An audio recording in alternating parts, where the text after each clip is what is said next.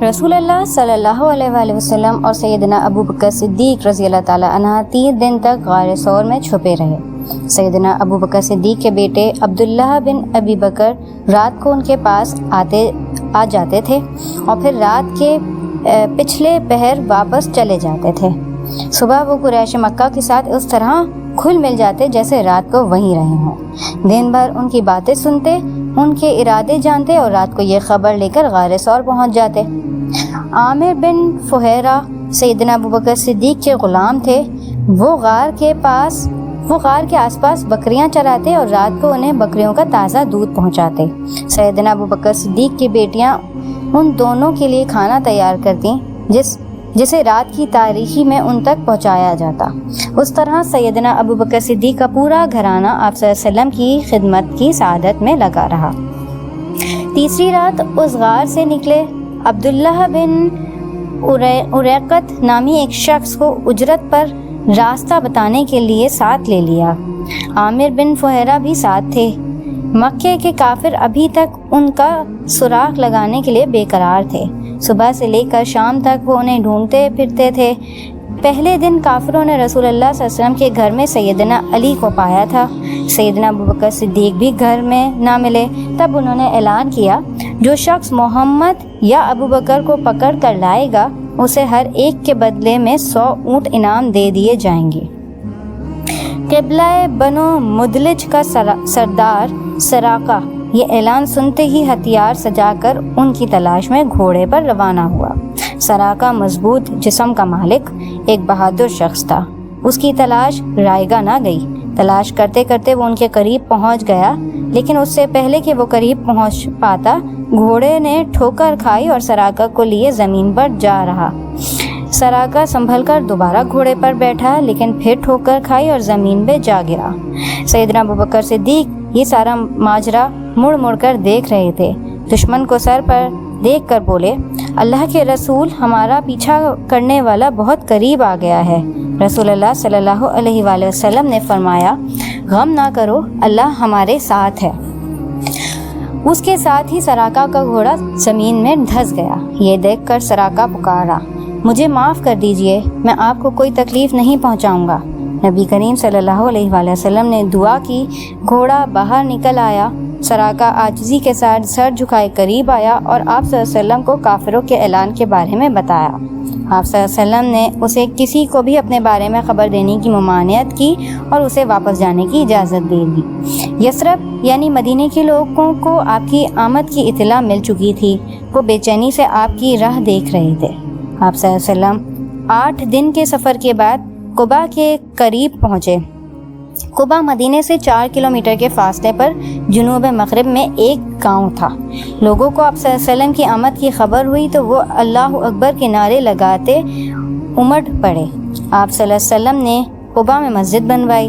چند دن ٹھہرنے کے بعد وہاں سے مدینے کی طرف روانہ ہو گئے۔ مدینے میں آپ صلی اللہ علیہ وآلہ وسلم اور سیدنا ابو بکر صدیق ابو ایوب انصاری کے ہاں ٹھہرے۔ مدینے میں مسلمانوں کی سہولت کے لیے آپ صلی اللہ علیہ وسلم نے مسجد بنانے کا ارادہ فرمایا۔ مسجد کے لیے جو زمین خریدی گئی اس کی قیمت سیدنا ابو بکر صدیق نے ادا کی۔ تمام مسلمانوں نے مسجد کی تعمیر کے لیے بڑھ چڑھ کر حصہ لیا۔ مدینے میں سیدنا ابو بکر صدیق نے پہلے کی طرح پھر کپڑے کی تجارت شروع کر دی، لیکن زیادہ تر وقت نبی کریم صلی اللہ علیہ وسلم کی خدمت میں بسر ہوتا تھا۔ آپ کی کوشش ہوتی تھی کہ ہر وقت اور ہر جگہ نبی کریم صلی اللہ علیہ وسلم کے ساتھ رہیں۔ سیدنا ابو بکر صدیق رضی اللہ تعالیٰ عنہ تمام معرکوں میں رسول اللہ صلی اللہ علیہ وسلم کے ساتھ شریک رہے۔ غزوہ بدر میں لڑائی کے آغاز سے قبل سیدنا ابو بکر صدیق نے بڑے احسن انداز سے گفتگو کی اور مسلمانوں کو مخاطب کر کے فرمایا، ہم آخری دم تک لڑیں گے۔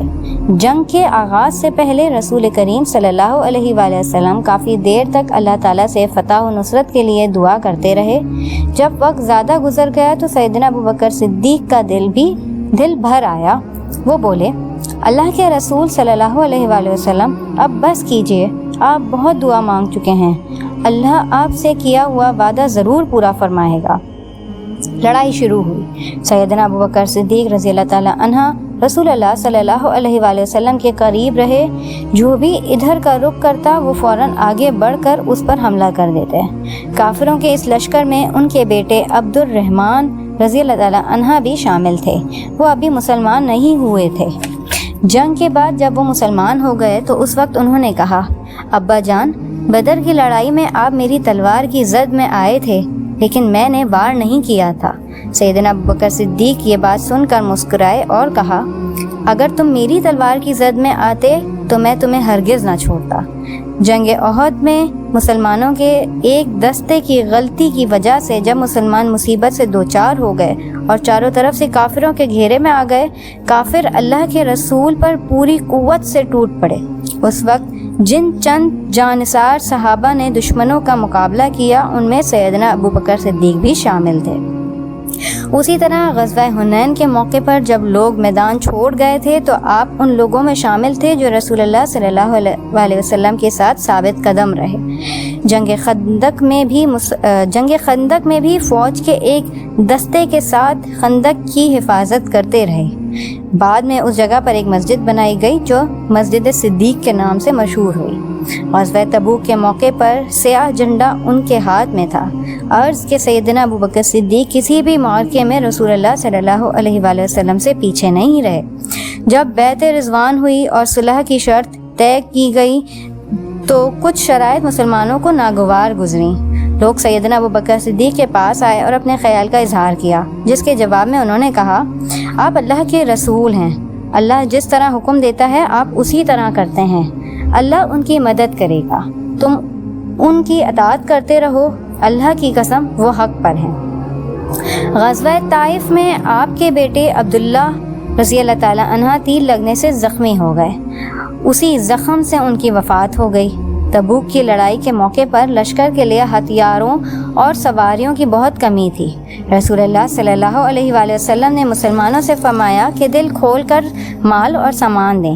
چنانچہ ہر مسلمان چاہے وہ امیر تھا یا غریب اپنی حیثیت کے مطابق مال، گھوڑے، اونٹ اور غلہ وغیرہ لایا اور آپ صلی اللہ علیہ وسلم کی خدمت میں پیش کر دیا۔